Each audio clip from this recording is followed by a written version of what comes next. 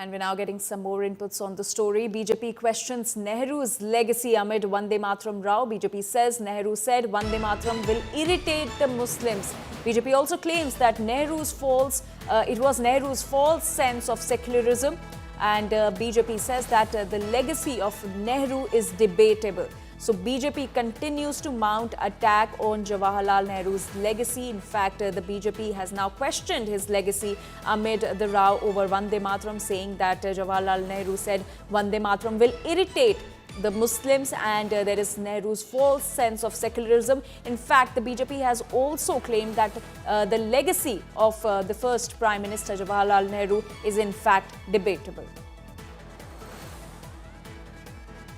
जिस समय हमारे पूर्वजों ने इस देश के लिए वंदे मातरम कहते हुए अपने खून को बहाया था, उसको भी लेकर मैं तो जानता हूं कि इस पे क्रिटिसिज्म जरूर करेंगी सोनिया जी, मगर सच्चाई सच्चाई होती है। उसको भी लेकर पंडित जवाहरलाल नेहरू की लेगेसी सामने आएगी। The wrong legacy of Pandit Jawaharlal Nehru as far as Vande Mataram is concerned.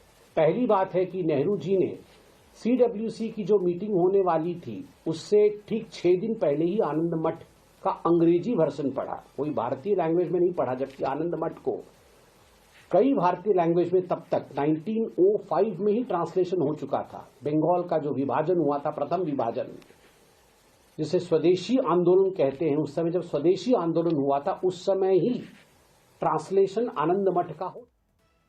And my colleague Himanshu Mishra is now joining us with more details on this story. Himanshu, Sonia Gandhi के ऑपेड के बाद जिसमें कि उन्होंने कहा था कि सरकार की तरफ से कोशिश की जा रही है नेहरू की लेगेसी को मिटाने के लिए, अब बीजेपी ने एक और वार किया है ये कहते हुए कि नेहरू की लेगेसी पे काफ़ी सवाल ऑलरेडी हैं और नेहरू ने जो स्टैंजास थे वो वंदे मातरम से इसलिए हटाए थे क्योंकि मुस्लिम्स को वो स्टैंजास नहीं पसंद थे।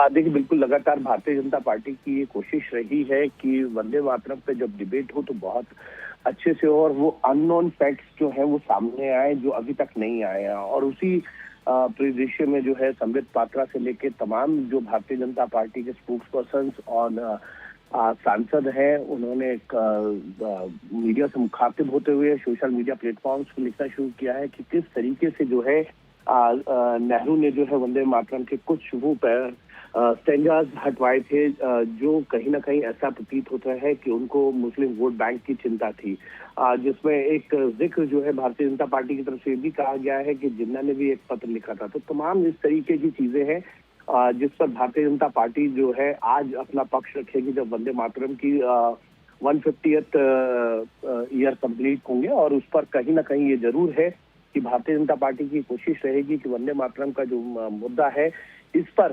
स्कोर करे। लेकिन दूसरी तरफ कांग्रेस का ये कहना है कि वंदे मातरम को लेकर जिस तरीके से कंट्रोवर्सी संघ और भारतीय जनता पार्टी की रही है वो भी एक बड़ी चीज है। आज 12 बजे से जो है वो लोकसभा में डिबेट होगी और इस डिबेट को जो है इनिशिएट वो डिफेंस मिनिस्टर राजनाथ सिंह करेंगे और प्रधानमंत्री नरेंद्र मोदी भी इंटरवीन करेंगे इस पूरी डिबेट में। लेकिन इतना जरूर है आज का दिन बहुत महत्वपूर्ण है क्योंकि भारतीय जनता पार्टी की तरफ से भी कई ऐसे फैक्ट्स बताए जा रहे हैं कि वंदे मातरम के जो मूल स्ट्रक्चर था उससे छेड़छाड़ की गई क्योंकि जवाहरलाल नेहरू और तमाम कांग्रेस के नेताओं को ये लगता था कि कहीं मुस्लिम वोट बैंक पे जो है इसका इम्पैक्ट ना पड़ जाए। जी हिमांशु, आपका बहुत बहुत शुक्रिया इन सारी जानकारी के लिए। So the war of words between the BJP and the Congress continues even before the 10-hour discussion on Vande Mataram in the parliament.